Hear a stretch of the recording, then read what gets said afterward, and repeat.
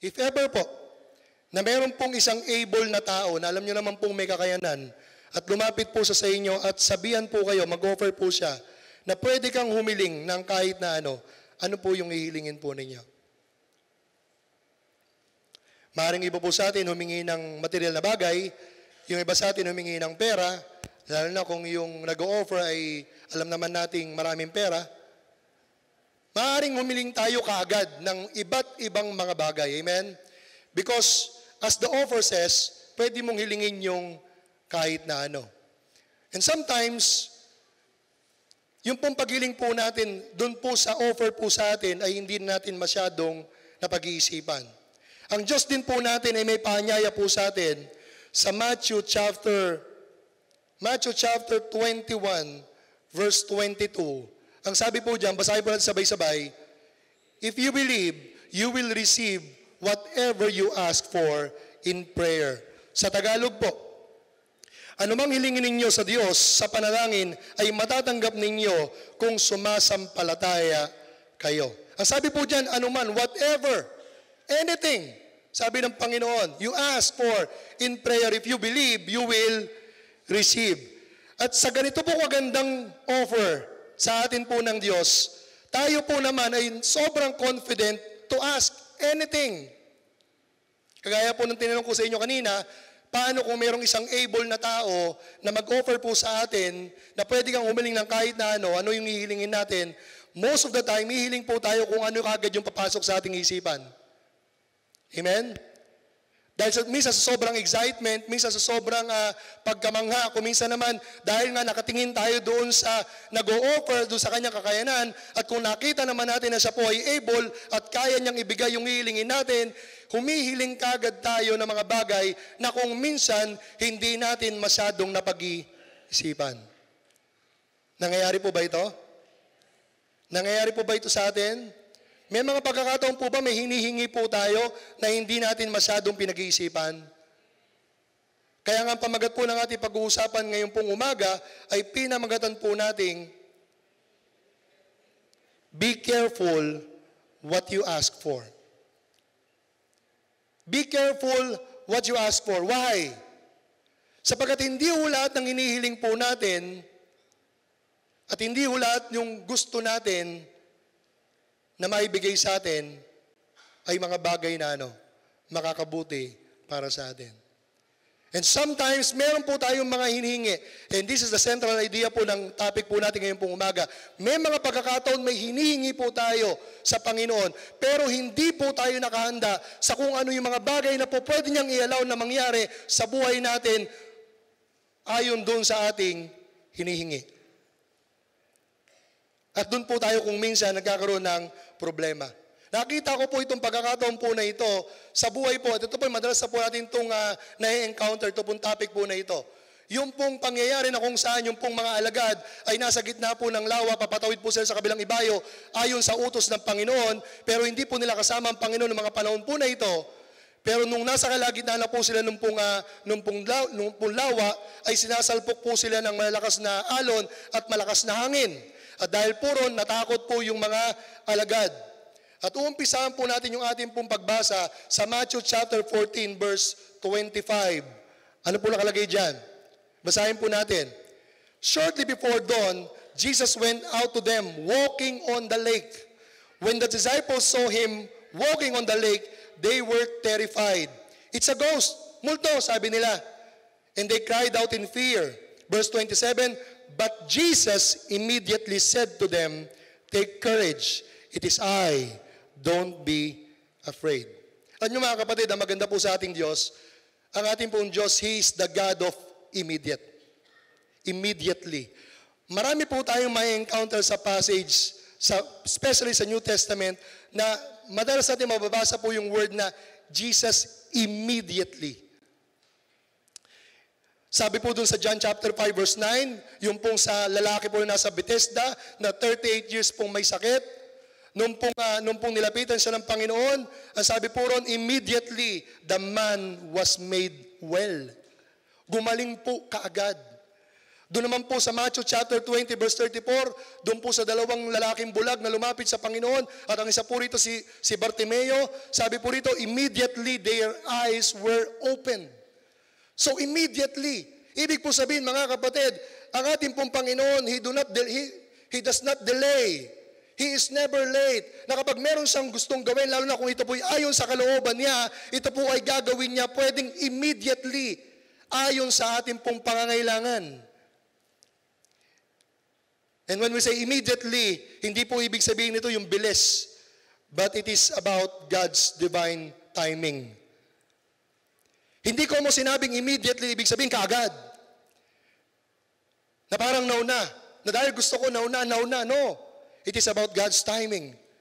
Hindi timing natin kung hindi timing ng Diyos. Pero ang pinakamaganda mga kapatid, the God's immediately doesn't skip the process. He honors the process. Yes, God responds immediately, sometimes to our concerns, sometimes to our petitions, sometimes what we ask, He immediately responds, not because we are urgent, but He honors the process na kailangan po natin pagdaanan. Kaya nga pagdating po sa verse 28, doon po sa verse 27, nakita po nila ang Panginoon naglalakad at sinabihan po sila, huwag kayong matakot. Ito maganda sa Panginoon, di po ba? Na kapag may nararamdaman po tayong takot at pag-aalala, ang Panginoon kaagad ay binibigyan po tayo ng kapanatagan na nangungusap siya sa puso ng bawat sa puso atin na, anak, huwag ka matakot, huwag ka mag-alala, kasama mo ako. Na kapag may na-encounter tayong mga sitwasyon sa buhay natin, immediately God can tell us, sasabihin niya sa atin, huwag ka mabalisa, ako ang iyong Diyos. Hindi kita iiwan, hindi kita pababayaan. Amen? So nung marinig po ito ni Peter, sabi sa verse 28, Lord, if it is you, Peter replied, tell me to come to you on the water. Sa Tagalog, ang sabi diyan, sumagot si Pedro sa kanya. Nung marinig ni Pedro ang tinig ng Panginoon, anong sinabi niya? Panginoon, kung kayo nga iyan, papuntahin niyo ako riyan na naglalakad din sa tubig. Others will interpret this. Yung iba po ay i-interpret po ito na si Peter po ay meron pong pagdududa doon po sa ating pong Panginoon. Pero dito po makikita po natin, doon po sa pagpapakilala ng Panginoon sa Kanya, pero dito po makikita po natin, he recognized Jesus' voice. Dahil nakakasama niya na ang Panginoon. So nung sabihin ng Panginoon, huwag kayong matakot, ako ito. Narinig kagad ni Pedro, very sensitive sa tinig ng Diyos. Kaya anong sabi ni Pedro, Lord, kung ikaw nga yan, papuntahin niyo po ako dyan. Sabi sa English, maganda sa English tell me to come to you on the water. First point, mga kapatid, we can ask God for anything, even the impossible. Ano po ba yung hinihingi ni Peter? Ano po yung hinihingi ni Peter? Peter was asking for him to walk on water. Hello, Peter. Mangingisda ka. Sanay ka sa dagat. May nakita ka na bang naglakad sa ibabaw ng tubig? Hindi kaya alam ni Pedro yung inihingi niya? Hindi po kaya pinag-isipan ni Peter yung inihingi niya na maglakad sa ibabaw ng tubig? I think, alam naman ni Pedro na ang sino mang magtatangkang lumakad sa ibabaw ng tubig, as the science goes, as the science tells us, you will sink. At alam po ni Pedro po yun. Sanay po siya sa dagat. So alam ko na alam ni Pedro na yung hinihingi niya ay hindi madaling bagay. Pero hiningi pa rin niya. And that is why mga kapatid, ngayon pong umaga, the God that we are serving is the God of the impossible. And we can ask God for anything, even the impossible. Amen po ba? Naniniwala po ba kayo ron? May mga account po sa Bible na ganoon din po yung nangyari. Joshua asked for the sun to stand still. Alala niyo po ba yung kwento po na yan? Nung nakikipagdigma po sila at hanggat hindi po nila natatalo yung kanilang mga kalaban, ano sabi ng Panginoon, ano sabi ni Joshua? Araw, huminto ka. Kaya ho nung mga naglalaban nung time na yun, tuwan-tuwa. Nakapagpatuyo sila ng labahin. Kidding aside mga kapatid, yung imposibleng bagay, sabi nga po sa passage, kung babasahin po ninyo, nangyari po ito at hindi na mangyayaring muli, na napasunod ng tao ang Diyos. Ano po yung sumunod? When Elijah, nung pong humiling po siya na magpababa ang Diyos ng apoy mula sa kalangitan. Why? Sapagkat meron pong mga propeta ni Baal na naggagaling-galingan na yung Diyos nila ang makapangyarihan, and then nung pong sila po ay nag-offer, nung kanilang animal sacrifice, sila po ay nag-pray kay Baal pero walang nangyari. Kaya nung sabi ni Elijah, sige pa, lakasan nyo pa, baka hindi kayo naririnig ng Diyos nyo. O baka yung Diyos nyo ay nasa palikuran. Tinutuya ni Elijah. But nung si Elijah na po, yung time niya na po, na magpababa ng apoy, ang sabi pa niya doon sa mga kasama niya, buhusan niyo naman ng maraming tubig. At hanggang sa umapaw yung tubig at hanggang sa ito'y dumaloy. But then Elijah asked, the fire came down from heaven. Imposible po. Ang alam ko lang na bumabagsak galing sa langit, ano? Pera? Hindi po, ulan. Hindi po ba? Pero may nakita na po ba kayong galing sa langit, apoy na bumaba? Wala pa. Imposibleng bagay. Ano pa? Si Hezekiah, nung sabihin po ni Prophet Isaiah na siya po ay malapit ng mamatay, nataningan na yung kanyang buhay at malapit na siyang mamatay, Hezekiah by faith asked to extend his life. At ano po nangyari? Nung pong nakiusap si Hezekiah sa Panginoon, ano po nangyari? God granted what Hezekiah asked and gave Hezekiah 15 years life extension. Ano pa? Hannah. Hannah asked for what? Hannah asked for a child despite infertility. Paki-screenshot, paki-picture nyo lang po. Andiyan po yung mga passage. Bagamat hindi magkaanak si Hannah, pero ano po sabi doon? Humingi siya na humiling siya sa Panginoon, sabi bigyan ng anak. At kung mabibigyan siya ng anak, ito po ay iahandog niya sa Diyos. So ano po nangyari? Ibinigay po ito ng Diyos, bagamat siya po ay isang baog at hindi magkaanak. At yun nga po yung anak niya si Prophet Samuel. At marami pa po tayong mababasang account sa New Testament na mga himala at imposibleng bagay na ibinigay po ng Diyos. And now Peter asking to walk on water. Ano po sabi niya? Lord, if it is you, Peter replied, tell me to come to you on the water. Bakit po hiniling ni Peter yung alam niyang imposibleng bagay? Ito po mga kapatid na nakita ko. Because sariwa pa po sa isipan, sariwa pa po sa alaala po ni Pedro, yung pong nangyari bago po yung panahon na yan na sila po ay tumatawid sa lawa. Ano po ba yung nangyari before? Kung babasahin po natin yung mga verses before, nung ating pinag-uusapan, verses 15 to 21, ano po ba nangyari po ron? Ang nangyari po ron ay nagpakain po ang Panginoong Hesus na mahigit 5,000 katao, sa pamamagitan lang ng 5 tinapay at 2 isda.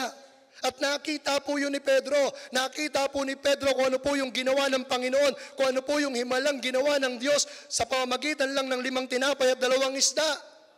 That is why Peter asked for the impossible. Why? Peter asked in faith in response to what he saw Jesus did. At kaya nga po sinasabi natin, you can ask also for God for everything, even the impossible. Why? Sapagkat alam din po natin, mga kapatid, sa sarili po natin, na ang Diyos po talaga ay may kakayanang gumawa ng himala sa ating pong mga buhay. Na ang Diyos po ay kayang gumawa ng mga imposibleng bagay, mga bagay na taliwas doon sa normal na paliwanag ng tao. Contrary to what man's mind can explain, God can do it. So we can ask God for anything. Bakit? Mark 9:23 says, everything is possible for the one who believes. Sa Tagalog, ang lahat ng bagay ay magagawa ko sa taong sumasampalataya sa akin. Malinaw po yung sinasabi po ng salita ng Panginoon. Magagawa raw niya ang lahat ng bagay. Kanino? Sa mga taong sumasampalataya sa Kanya. The good thing about Peter, na po yung magandang bagay na nakita ko kay Pedro, sinigurado niya po na si Lord talaga yung narinig niya. Amen? Kaya ano sabi niya, Lord, if it is you. Sinigurado po niya na si Lord talaga yung nandoon sa lawa na yon o doon sa sitwasyon na yon. And most of us, mga kapatid, we encounter so many situations sa buhay po natin, not knowing and not realizing kung si Lord pa ba yung kumikilos at gumagawa doon sa sitwasyon na yon. Kasi kung minsan mga kapatid, may mga nangyayari po sa buhay po natin, may mga problema, may mga sitwasyon po tayong kinakarap na mahihirap, na kung minsan po akala natin si Lord pa yun, pero hindi na. Dahil kung minsan consequence na po yun ang ating ginawa. Pero meron din po naman mga kapatid, na meron tayong nararanasan mga struggles sa buhay, meron tayong mga nararanasan mga challenges, at nagtataka tayo kung bakit nangyayari sa atin yun. Sumusunod naman tayo sa Panginoon, pero bakit nangyayari yun? Maybe it's about the time. It's about time na magtanong ka, Lord, ikaw ba ito? Lord, nung nangyayari sa buhay ko, ikaw ba to? Lord, nung nangyayari sa hanap buhay ko, ikaw ba to? Yun nangyayari sa trabaho ko, Lord, ikaw ba yan? Ganun po si Pedro. Kahit madalas impulsive po si Peter, pag magbabasa po tayo ng Bible at na-encounter natin yung mga istorya kay Peter, madalas impulsive po yan eh. Pag sinabing impulsive, talagang sugod kagad, hindi na minsan nag-iisip. Kagaya ho nung tagpasin ho niya yung tenga ho ni Malco. Di ba? Hindi na ho nag-isip. Hindi niya na inisip na kung gagawin niya yun, pwede pala siyang dumugin ng mga sundalo at pwede siya mapatay. Pero bagamat impulsive si Peter, sa mga pagkakataon po na ito, hindi siya kaagad tumalon dun sa bangka nung marinig niya ang Panginoon, ang tinig ng Panginoon. Instead, he asked for the Lord's permission. Amen?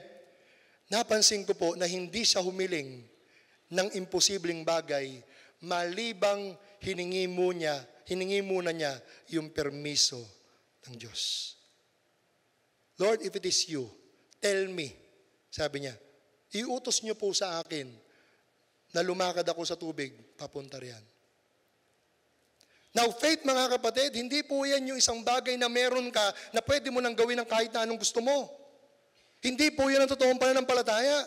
Na kung sinabi mo natin dyan, you can ask God for anything, even the impossible. Ay, pwede na pala kahit na ano. Ay, pwede na pala kahit na ano. Lalo na kapag nabasa natin Philippians chapter 4, verse 13, I can do all things to Christ. O pwede ko lang gawin ng kahit na ano. Hindi po ganoon ang totoong pananampalataya, mga kapatid. Bagkus ang totoong pananampalataya po, we will just respond. Tutugon lang po tayo. Hihiling lang po tayo. At kahit imposible pa yan, as long as yan yung sinasabi sa atin ng Panginoon. Amen po? Parang sinasabi po ni Peter dyan, Lord, just say the word. At alam kong kapag sinabi mo, makakalakad ako sa ibabaw ng tubig. At sa buhay din po natin mga kapatid, yun ang importante. Yung marinig lang natin na talagang sinasabi yun ng Diyos na gawin natin, na talagang sinasabi ng Diyos na yun talaga yung kalooban natin, then pwede nating hilingin sa Panginoon na mangyari yun sa buhay natin, kahit ba imposible yun. Kaya nga sabi po ng John chapter 15 verse 7, ano po nakalagay dyan? If you remain in me and my words remain in you, ask whatever you wish and it will be done for you. Sa Tagalog, kung mananatili kayo sa akin at ang salita ko ay mananatili sa inyo, ipagkakaloob ko ang anumang hilingin ninyo.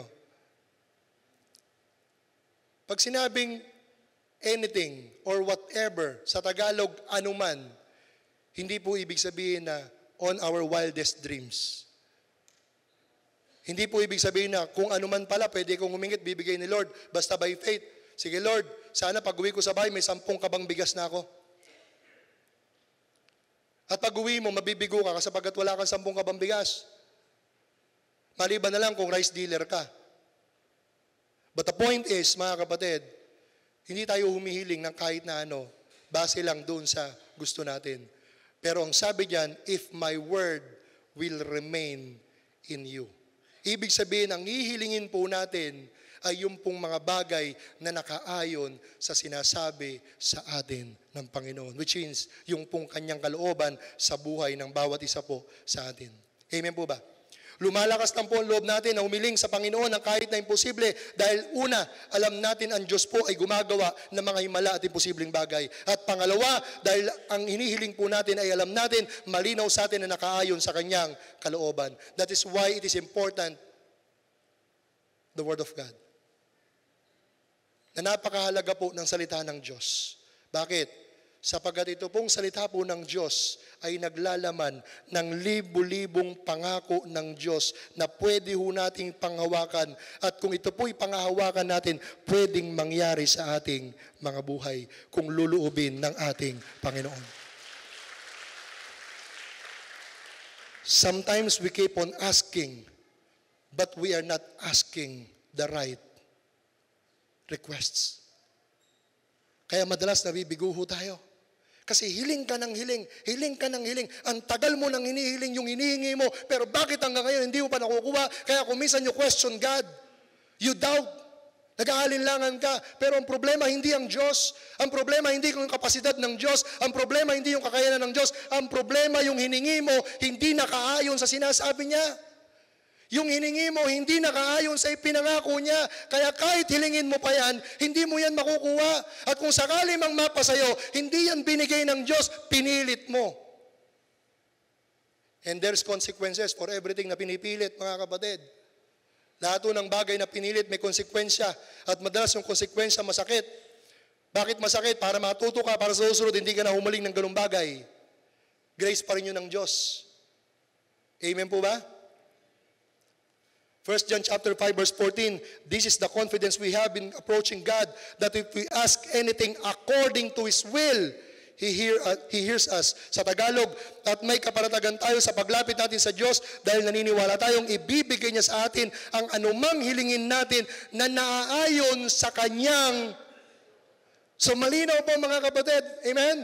Malinaw po that we can ask God anything, yes, even if it is impossible, as long as it is according to God's will, as long as the Lord says it, as long as the Lord promised it, then expect it will happen. Then expect na kaya yung gawin at kaya yung ibigay ng Diyos sa bawat isa po sa atin na humihiling sa Kanya ng may buong pusong pananampalataya. Pero ito po yung pangalawang nakita ko doon po sa pangyayari po nito kay Peter.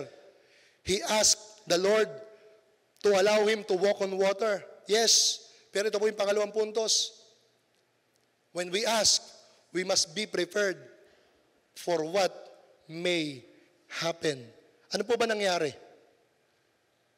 Pinayagan po ba siya ni Lord na maglakad sa ibabaw ng tubig? Nakalakad po ba si Peter? Pero ano po nangyari? Nung siya po ay umalis na tumalon, luminsad na dun sa bangka, at nagsimula na siyang lumakad. Ano po ba nangyari? Sabi po dyan, basahin po natin. Matthew 14:29.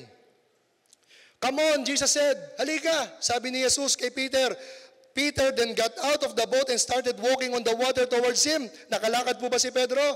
Nakalakad. Pero verse 30, but when Peter saw how strong the wind was, he was afraid and started sinking. Save me, Lord. Sabi niya sa verse 30, save me, Lord. He shouted. Mga kapatid, Peter miraculously started walking on water because Jesus tells him to walk on water. Nakalakad po si Pedro. Amen. Praise the Lord. Hallelujah. Nakalakad. Himala na nakalakad si Pedro sa ibabaw ng tubig. But later on, nagsimula na po siyang lumubog. Bakit? Bakit po siya nagsimulang lumubog? Dahil nakita po niya yung alon at nakita po niya yung malakas na hangin. Nagtataka ako, nakikita pala ang hangin. Kasi yun po yung nakalagay eh. When he saw the strong wind, kapag pala may takot ka, kahit yung hindi nakikita, nakikita mo. Napansin niyo po ba yun? Kapag may takot tayo sa puso natin, yung mga hindi naman bagay na dapat mo nakikita, nakikita mo. Yung mga sakit na hindi mo dapat nararamdaman, bigla mong nararamdaman kapag pinasukan ka ng takot. Amen? Dati namang malakas ka, pero bigla ka nang hina. Bakit? Because of fear. Dati namang masigla ka, pero bigla kang nalupaypay. Bakit? Because of fear. Yung dati naman ang ganda-ganda ng resulta ng iyong mga examination, pero dahil natakot ka, dun na sa mga, kaya minsan ano rin tong pagbabrowse-browse sa cellphone eh. Kasi marami tayong nakikita po rito, na kung minsan kahit wala sa'yo, parang nakikita mo na rin sa'yo. Parang nararamdaman mo na rin na meron ka. Napansin niyo po ba yun? At ito, paalala ko, ang social media kasi may algorithm. Kaya kung ano yung i-click mo, kung nag-click ka ng mga may sakit, masa ka, puro makikita mo sa cellphone mo, puro may sakit. Pag nag-click ka ng gamot tungkol sa isang uri ng sakit, umasa ka, yung makikita mo sa cellphone mo. Tapos ikaw ngayon, bombarded na yung isip mo ng ganun. Kaya minsan pakiramdam mo, parang meron ka na rin. Dahil sa takot, yung wala, nagkakaroon. Amen? Pero dito mga kapatid, lumubog si Pedro. Why? Because Peter did not anticipate what might happen in the process of what he asked. Una ko po nakita rito, maaaring akala ni Pedro na kapag nagsimula na sa maglakad sa ibabaw ng tubig, ay mawawala na yung malakas na hangin. Bakit? Kasi bago pa man sa paglakarin ng Panginoon, hindi po may hangin ha? Di ba yun nga yung dahilan kung bakit sila natatakot at kung bakit sila pinuntahan ng Panginoon? Bakit? Kasi sinasalpok sila ng malakas na alon. So nandun na yung alon, nandun na yung hangin, bago pa humingi si Pedro.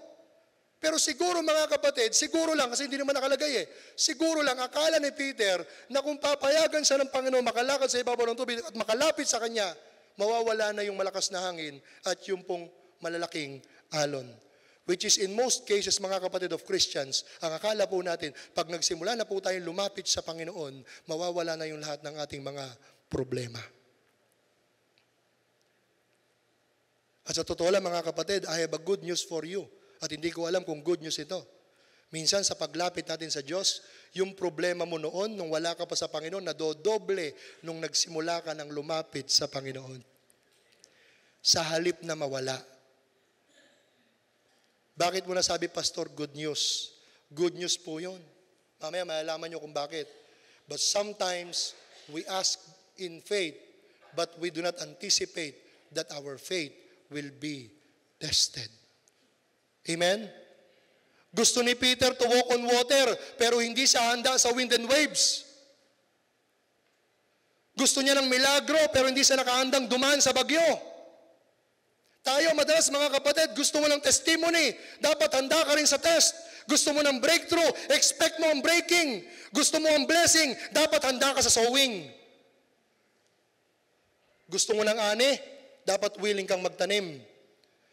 Gusto mo ng relationship, dapat handa ka sa responsibility.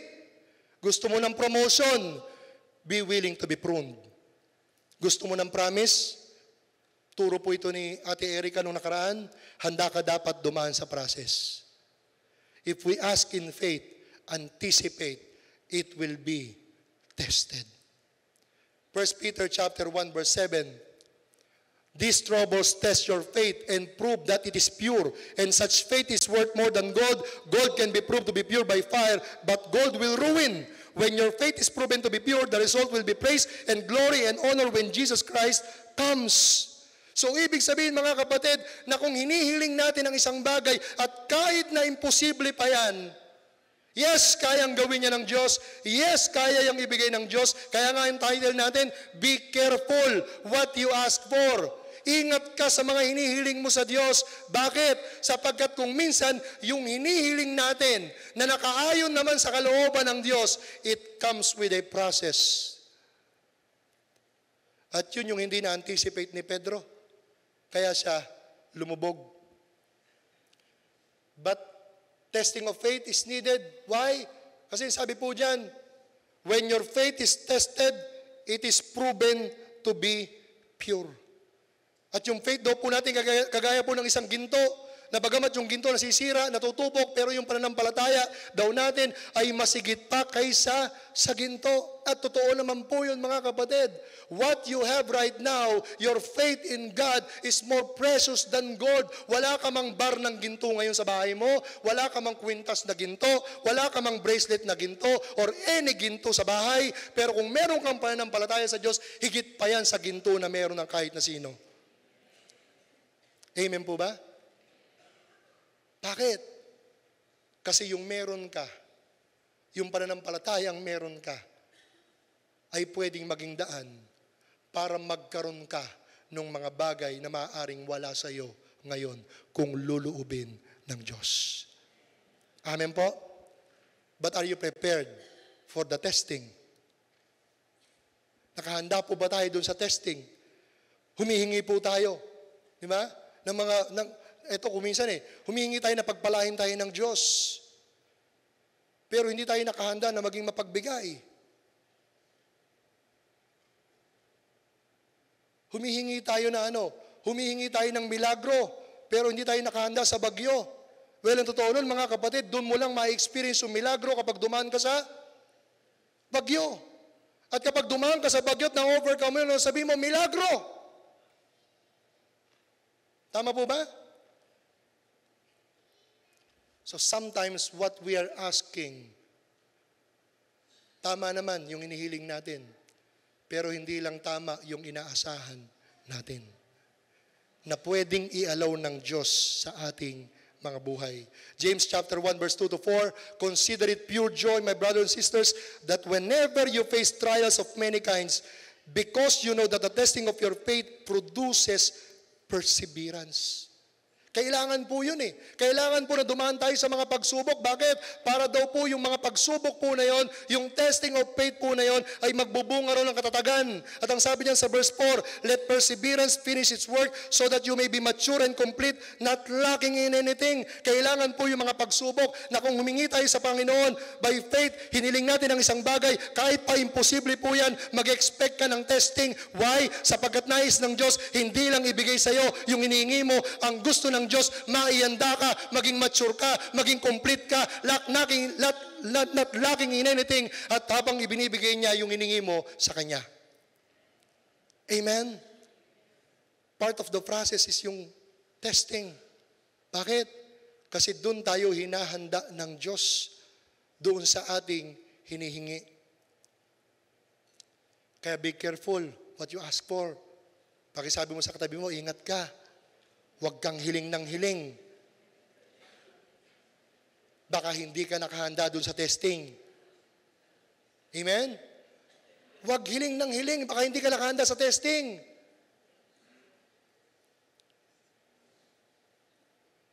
And then third point,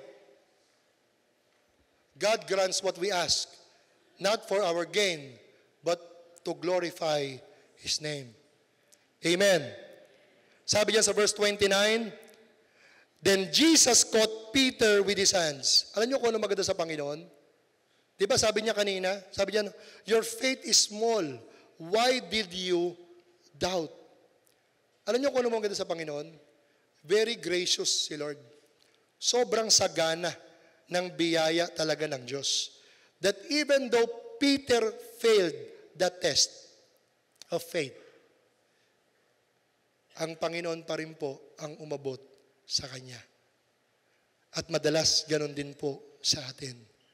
Yes, we may be asking the right request, but we are not prepared for the process of that request. Yes, we may fail, but the Lord is gracious na kahit mag-fail ka, dahil sa Kanyang saganang habag at biyaya, sa huli, siya pa rin yung aabot sa bawat isa sa atin. Amen po ba? Sa pa rin yung aabot sa atin. And after Peter and Jesus were in the boat, the wind stopped, then the followers of the boat worshiped Jesus and said, you are really the Son of God. Naisip ko lang po, ano po kaya kung nagtuloy-tuloy ng lakad si Pedro at natapos niya yung paglakad, nagawa niya na makalakad all throughout at nakalapit siya sa Panginoon. Ano kaya nangyari? Kung hindi kaya ito yung narrative, sa tingin po ninyo, naisip ko lang po bigla, ano kaya nangyari? Ano po kung anong posibleng nangyari? Malamang ang ending ng story, ang istorya po naka-highlight, hindi po kay Jesus. Sasakay po sila sa bangka na hindi po si Jesus ang i-worship. Sasakay po sila sa bangka na ang lalapitan ng mga disciples si Peter, Peter, galing mo, nakalakad sa ibabaw ng tubig, galing mo talaga, Pedro. Tama? Tama po? At madalas ganoon din po sa atin. That is why God allowed us sometimes to fail. Because God wants us to always be humble. May mga pagkakataon na kahit nagsikap ka, at kahit minsan nagsisimula mo nang gawin yung isang bagay, pero God will allow you to pass through this testing. And sometimes, you will fail. Pero hindi ibig sabihin nun na nabigo ka. Ang ibig sabihin lang nun, may tinuturo ang Diyos. Dahil ang gusto ng Diyos, ang masentro ay siya at hindi tayo. Na ang masentro doon sa magandang bagay na ginagawa mo ay hindi yung galing mo, hindi yung kakayanan mo, kung hindi kung sino yung Diyos sa buhay natin. Napansin niyo po ba, nakalakad naman si Pedro sa tubig eh. Tama po ba? Pero wala kayong mababasa na sinabihan si Pedro na, Pedro, ang galing mo, nakalakad ka sa tubig kahit konti lang. Wala. Bakit? Dahil ang na-highlight po ay sino? Ang na-highlight po ay ang Panginoon. So huwag tayo matakot mag-fail. Sometimes failure is the way for God to reveal Himself to us so that we will glorify who He is and worship Him for who He is. Palakpakan po natin ang Panginoon.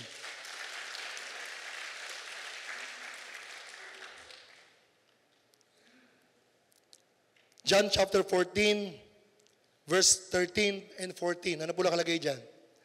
And if you ask God for anything in my name, I will do it for you. Then the Father's glory will be shown through the Son.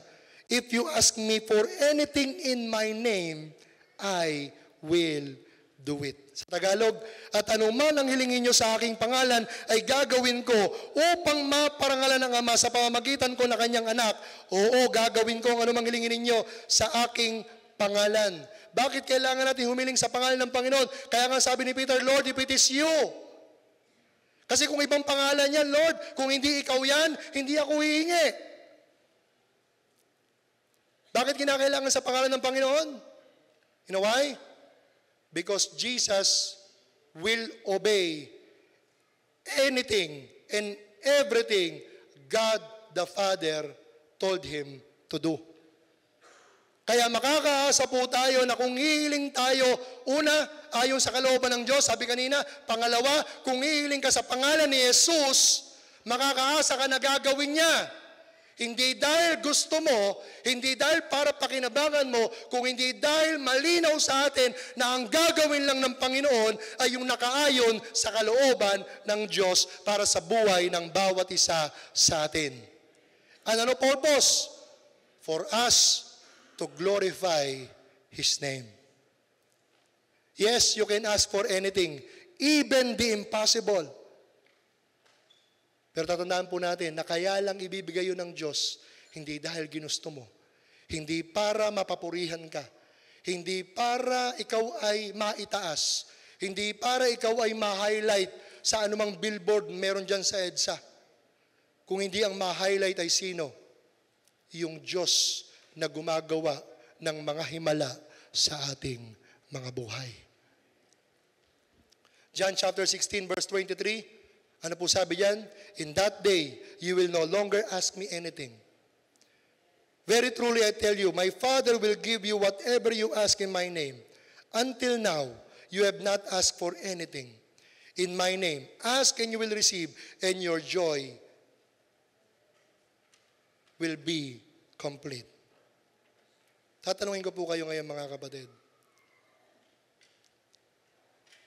Sabi po dyan sa verse 23, you will no longer ask me anything. Dumating na po ba kayo sa point na parang ayaw nyo nang humiling? Dumating na po ba kayo sa punto na parang nagsasawa ka na ng kakahiling? Kasi hindi naman binibigay ng Diyos. Dumating ka na ba sa point na parang ayaw mo nang humiling? Kasi iniisip mo parang hindi naman mangyayari kasi imposible. And you stop asking for anything. Na tumigil ka na sa paghiling. Hindi mo na hiniling yung asawa mo na magbago pa. Hindi mo na hiniling na yung negosyo mo umunlad pa. Hindi mo na hiniling na ma-promote ka. Hindi mo na rin hiniling na mabuo pa yung pamilya mo. Hindi mo na rin hiniling na gumaling ka pa. Why? Because maybe, akala natin, hindi naman tayo sasagutin ng Diyos. Or maybe akala natin, wala namang pakialam ang Diyos. Pero sabi diyan, very truly, my Father will give you whatever you ask in my name. But until now, you have not asked for anything in my name. Ask and you will receive, and your joy will be complete. Tayo po tayo lahat, mga kapatid.